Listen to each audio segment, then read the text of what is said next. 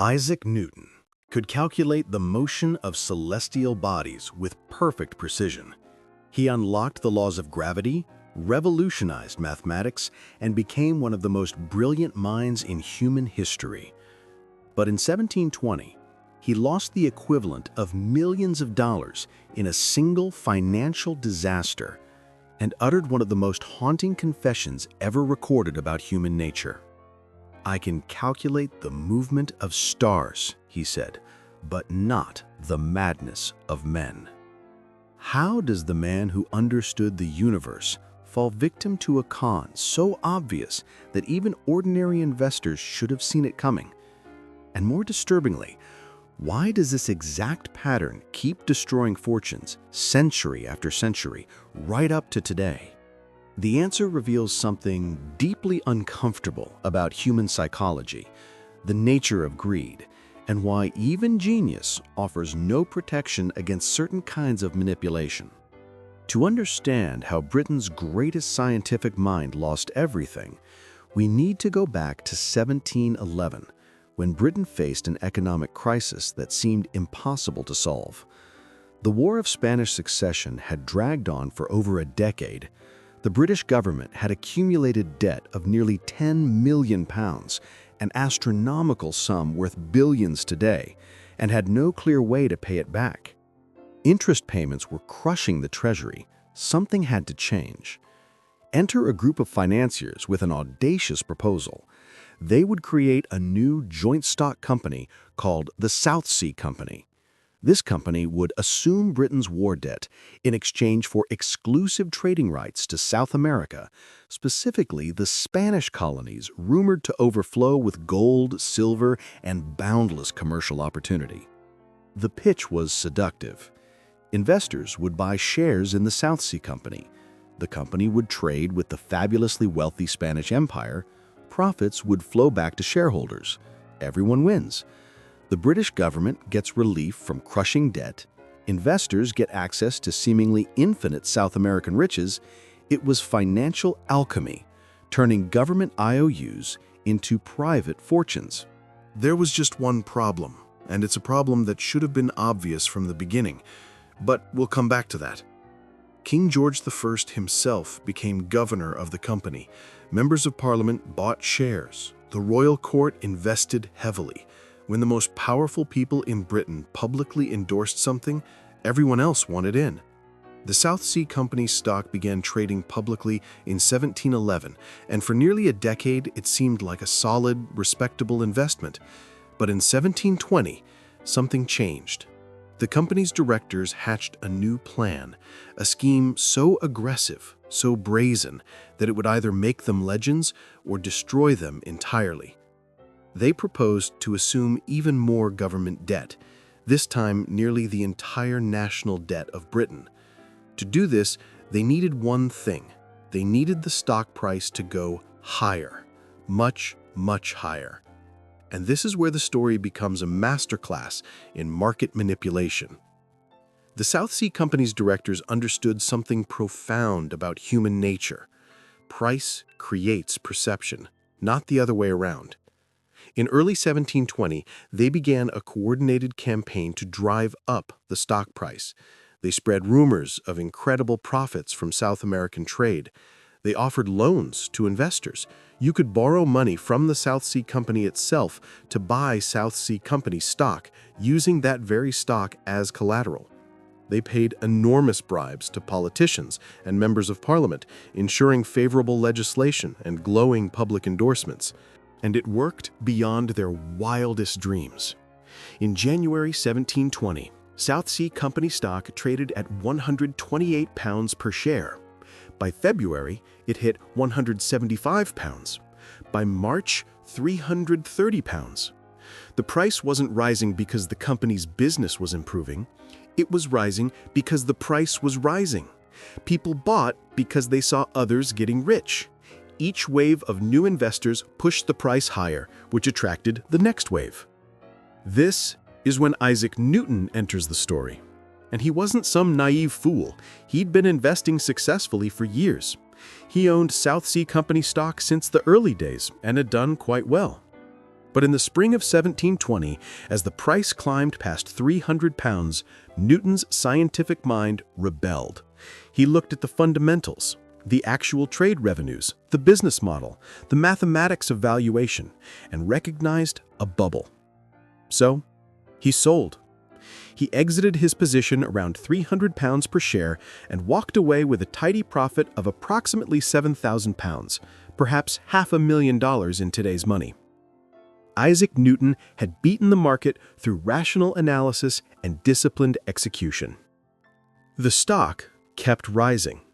400 pounds per share, 500, 600. By June 1720, South Sea Company stock peaked at an absolutely insane 1,000 pounds per share, nearly 8 times its January price. Everyone around Newton was getting spectacularly wealthy. Friends, colleagues, even his housemaid reportedly made a fortune. Everywhere Newton looked, people with far less intelligence were doubling, tripling, quadrupling their money while he sat on the sidelines. This is the psychological trap that genius cannot escape. The pain of missing out overwhelmed the logic that saved him. Newton bought back in, this time at the top, investing approximately 20,000 pounds. He watched other people get rich and convinced himself that somehow, this time, the rules had changed. But here's what he couldn't see. The entire edifice was hollow. Remember that problem I mentioned earlier? The obvious flaw in the South Sea Company's business model? The Spanish Empire had never actually granted meaningful trading rights. The Treaty of Utrecht from 1713 allowed Britain exactly 1 ship per year to trade with Spanish America, plus the right to supply slaves. 1 ship. The entire fantasy of unlimited South American wealth, the foundation justifying a stock price that valued the South Sea Company higher than Britain's GDP, rested on trade that barely existed. The South Sea Company generated virtually no legitimate trading revenue. Its profits came entirely from selling its own stock to new investors at ever higher prices. We have a name for this today, a Ponzi scheme. By August 2020, reality began to intrude. Some investors started asking questions about actual trading revenues. Others needed to sell to cover debts. The company's directors tried to prop up the price by buying shares themselves, but there weren't enough greater fools left to buy. The dam broke. In September, the stock began falling. 800 pounds, 700, 600 pounds. Panic selling accelerated the collapse. By December, South Sea Company stock had crashed back to 124 pounds, barely above where it started the year. Fortunes vanished overnight. Aristocrats who'd mortgaged estates found themselves bankrupt. Middle-class families who'd invested their life savings were destroyed. And Isaac Newton lost approximately 20,000 pounds, somewhere between $3 and $4 million in today's money, in a matter of weeks. The man who calculated the orbits of planets couldn't calculate his way out of the most human of traps, believing that this time was different. The South Sea Bubble's collapse triggered a financial crisis that rippled across Europe. Banks failed, credit froze. The British government, which had entangled its finances with the scheme, faced potential collapse. Parliament launched investigations. They discovered widespread corruption, bribes, insider trading, and fraud at the highest levels of government. The Chancellor of the Exchequer resigned in disgrace. Members of Parliament were expelled. The South Sea Company's directors had their estates confiscated, their personal fortunes seized to partially compensate victims. But here's the disturbing part. The investigations and punishments didn't prevent the next bubble. They never do.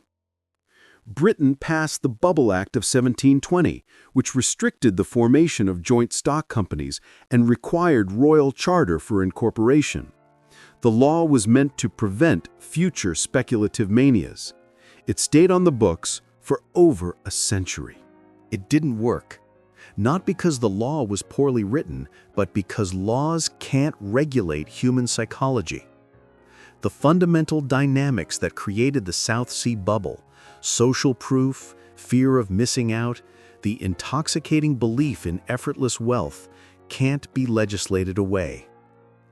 Newton himself never spoke publicly about his losses. He removed every reminder of the South Sea Company from his home, reportedly ordered his servants never to speak the words South Sea in his presence, and took his humiliation to the grave. But his warning echoes across 3 centuries. I can calculate the movement of stars, but not the madness of men. Here's what makes the South Sea bubble genuinely terrifying. It's not a historical curiosity. It's a pattern that repeats with disturbing precision. In 1929, the U.S. stock market crashed after a speculative bubble fueled by margin lending, borrowing money to buy stocks. Sound familiar? That's exactly what South Sea investors did 3 centuries earlier. In 1999, the dot-com bubble saw internet companies with zero revenue trading at billion-dollar valuations because everyone believed this time was different. The internet had changed the rules.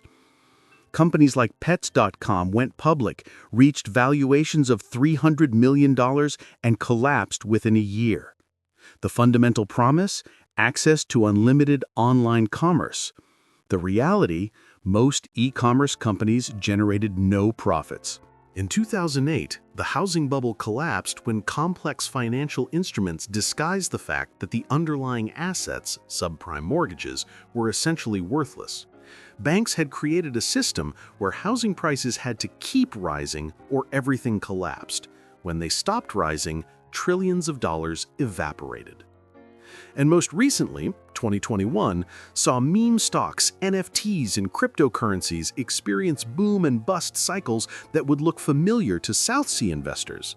GameStop stock went from $20 to $483 in weeks, based almost entirely on social media hype and short squeezes, not business fundamentals.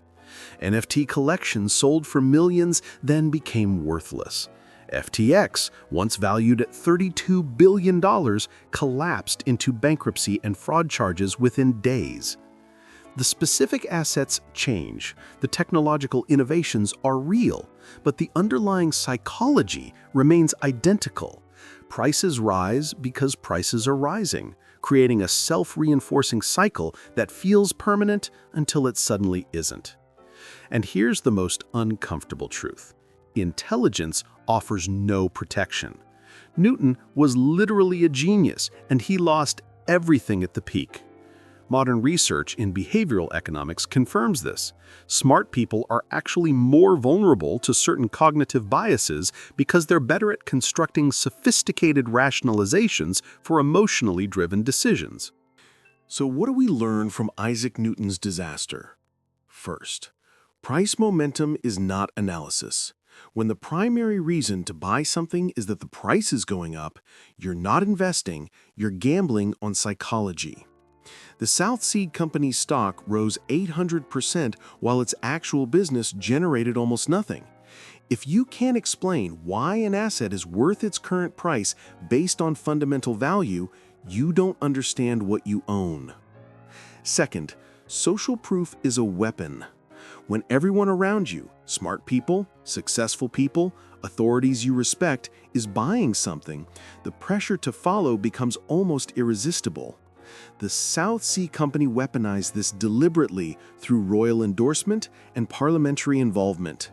Modern companies do the exact same thing through celebrity endorsements, influencer marketing, and venture capital buzz. Your brain interprets others' behavior as information, but in bubbles, everyone's information comes from watching everyone else. Third, missing out is not a reason to buy in.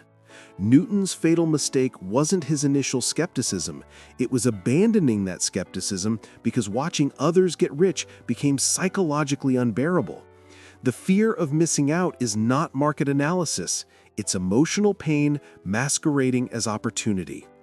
Every bubble in history has trapped its most victims after smart money started exiting. The South Sea bubble destroyed Isaac Newton financially, but his warning survived him. Markets aren't physical systems that follow mathematical laws. They're psychological systems driven by human emotion, fear, greed, envy, and the desperate hope that this time really is different. It never is. The pattern repeats because human nature doesn't change. New technologies emerge, new financial instruments are created, but the same psychological dynamics drive the same boom and bust cycles, generation after generation. So here's the open question I'll leave you with. Knowing all this, understanding exactly how bubbles form and why even brilliant people fall victim, do you really think you'd recognize one while you're inside it? Do you genuinely believe you'd be able to resist when everyone around you is getting rich? Because right now, somewhere in the financial markets, the next South Sea bubble is inflating, and the people buying in are absolutely certain that this time is different. If this video changed how you think about investing and market psychology, hit that subscribe button. We dive deep into the hidden patterns of financial history every week. And drop a comment. What modern investment do you think might be a bubble? Let's discuss in the comments. Until next time, remember, you can calculate the movements of stars, but not the madness of men.